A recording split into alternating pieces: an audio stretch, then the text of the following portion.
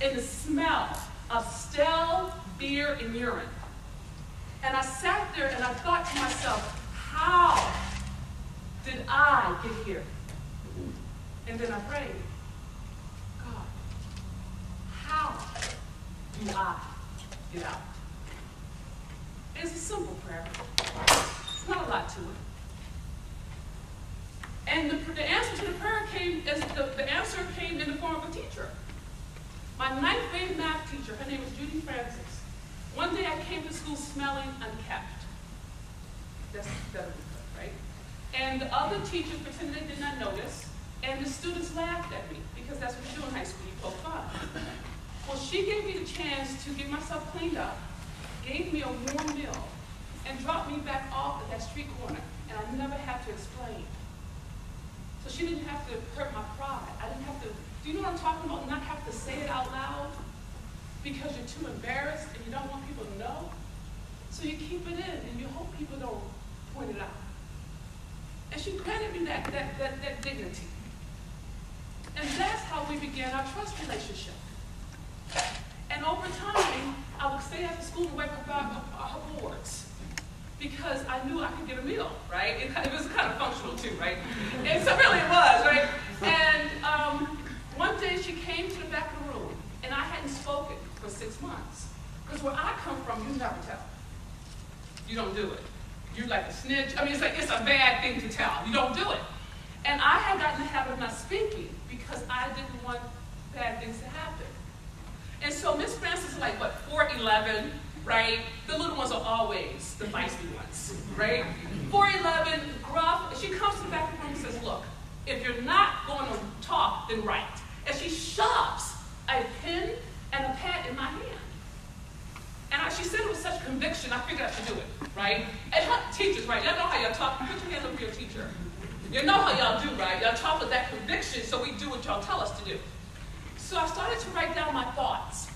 And my thoughts came out as poetry. She read them, typed them up, and then sent them off to the NAACP AXO competition, and I won.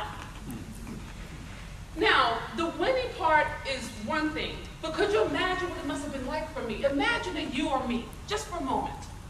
Imagine that some teacher who doesn't really know your situation but knows something's not right takes the time to give you the tools, go find a competition, types it up, and sends it off. How would you feel if someone did that for you and your whole history was that you were worthless? Could you imagine that? Raise your hand if you can identify with that. Now again, you don't have to have walked that walk. As a military person, we can talk about being displaced. As a person who's retired, we can talk about feeling worthless. Can we go there for a minute, folks? Can you hear me? You gotta do like this. Okay, great. I gotta make sure you're with me. All right? I have to check, right? But it's like I felt worthless when she did that. I had to deal with that the way she saw me was not how I saw me.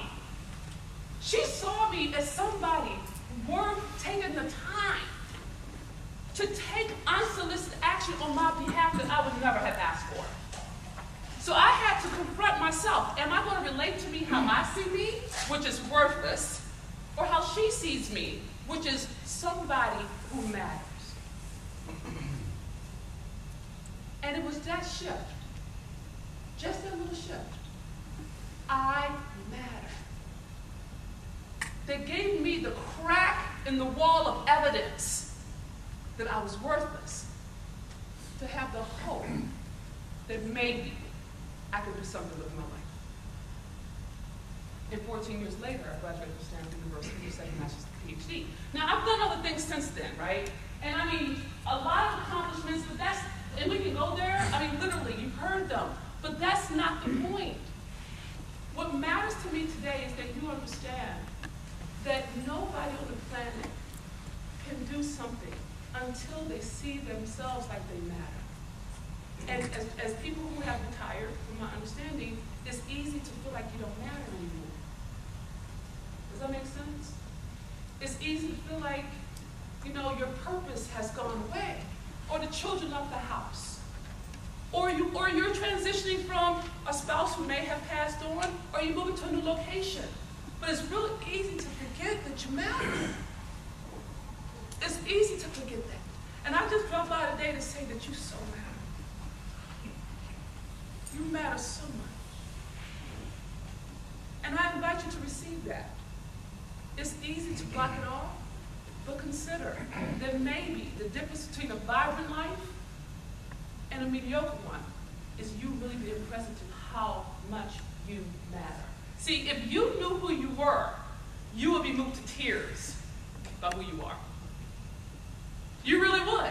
If you really had any comprehension, literally, of the difference you make, not just with your money or your time or your talents, but just the intrinsic value you bring to life, you will be moved to tears by who you are. And if you're not moved to tears by who you are, you don't know your worth. You may know your functionality, but not your worth. The natural brilliance you bring to life, and you always have.